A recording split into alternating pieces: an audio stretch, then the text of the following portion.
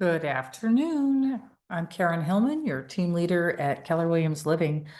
We've had some questions about how to complete how to fill out an escrow letter.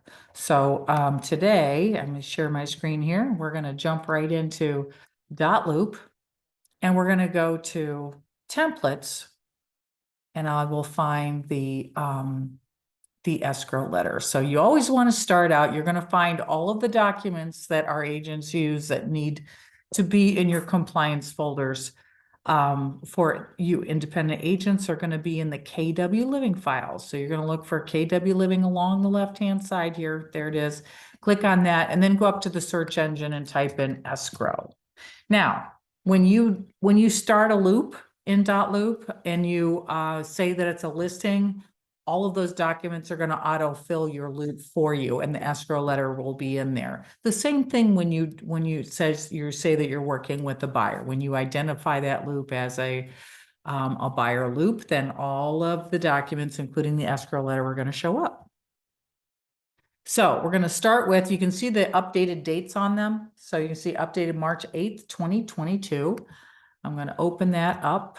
There we go. All right. So if you have filled in where it says view details at the top of your loop and added in who your buyers are, or if it's a listing, who your sellers are, then you can go ahead and auto-populate this so that information pops up. If you do it if you print it out and fill it in and write it in, and you can upload it back in with ink, or you can fill it out right here online. So you're going to type in the address, 123 Main Street, for example. Now, always put the city, state, and zip code in there. Make sure that you put the closing date that's identified on the contract, not the possession date, but the closing date as it is identified on the contract, and the sales price, the agreed upon sales price.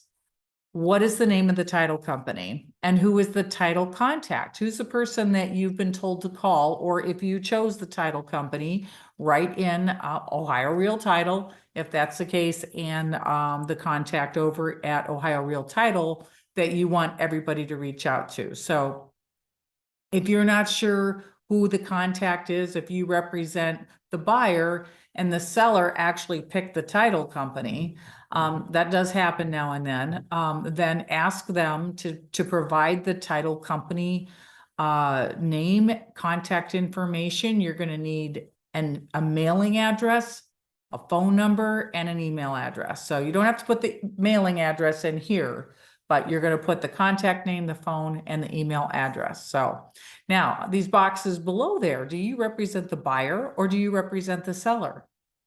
Okay, so whichever it is, let's say we represent the buyer. Okay, you'll click that box and you're going to go ahead and if you represent the buyer, then you'll fill in the buyer's information. If you represent the seller, then you'll fill in the seller's information. If you happen to know somehow who they are on the other side, go ahead and write their name in there. Usually you won't have their contact information because you're not supposed to be reaching out to them. So that's up to their agent. Okay, so this is where the confusing part, or most of the questions come in, and that's where the commissions are. So under the contact information for the buyer, and keep in mind that you're putting in the buyer's name and contact info. You're also putting in the buyer's agent name. So for the co-broke, you have to put that in there. So put in who is the co-broke. Who is it?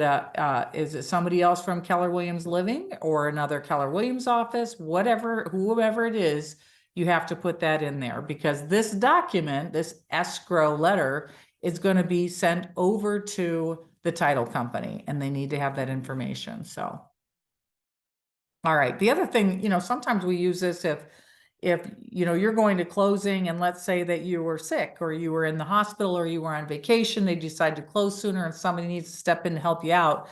This is where they're going to get all their contact information from. So this escrow letter is part of compliance and super important.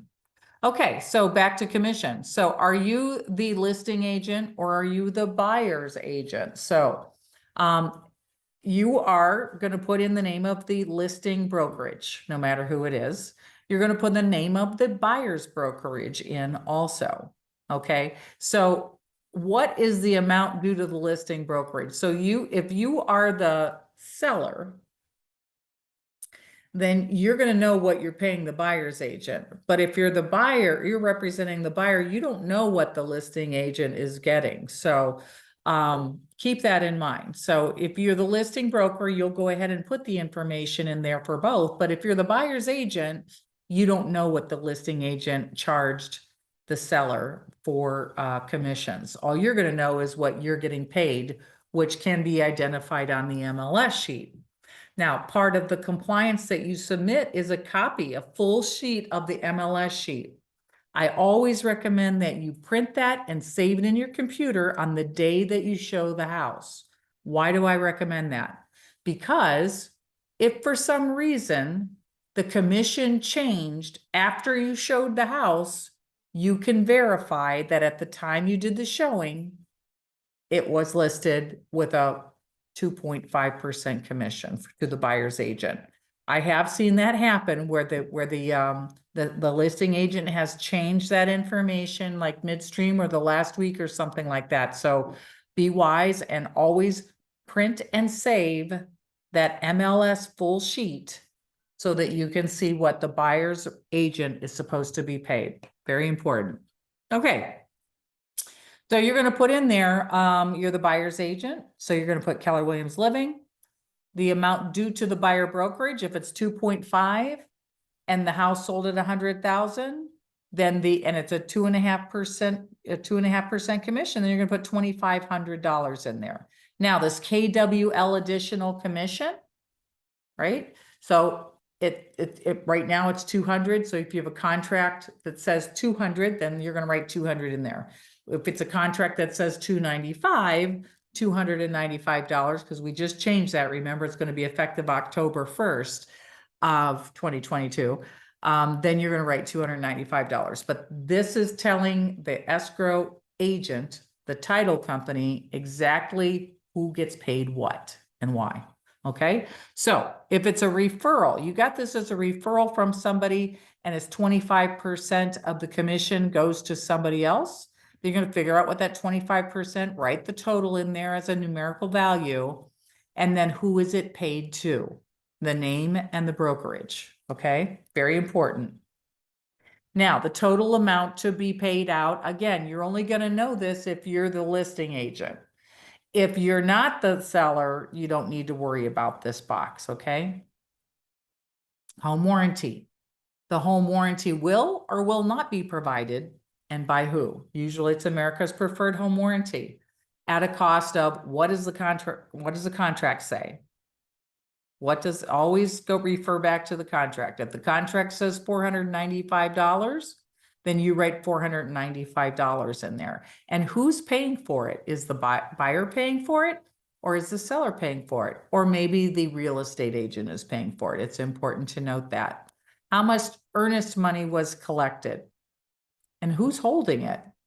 Is it the title company or is it the other real estate company? Because Keller Williams Living does not escrow earnest money funds ever. So our title company, we always ask the title company to hold earnest money funds unless it was negotiated that the earnest money is held by a different title company or that company that you're doing business with, they do escrow the funds. And Howard Hanna is an example, they do escrow funds. So sometimes you'll be putting the money into the Howard Hanna escrow. You're just going to indicate co-broke company here if it's not going to the title company, okay? So this very last sentence, total due to KWL, you're going to go back and you're going to look at what's your commission. You're going to write that in there. Plus they need to know that they have to take whatever that additional commission was. Is it $200 or $295? If it's zero, because it's the person that sold the house is also buying a house and they only have to pay one additional commission. It could be zero in that case, but usually it's going to be $295 or $200, whichever the case might be. But you write it in there and then underneath the line, right underneath of it, you're going to write the total amount, the total due to KWL plus the additional commission, your commission plus the additional commission equals the total due to Keller Williams Living. And that's it. It's a wrap. So once you figure this out, then you're going to save it in your loop and you're going to share this. You're going to share this with the title company. And when you upload all of your compliance documents in Command, this is going to be in there as well. So that's it. Hopefully, that was helpful. If you have any questions, you can always reach out to your team leader. I will be happy to help. Have a great day.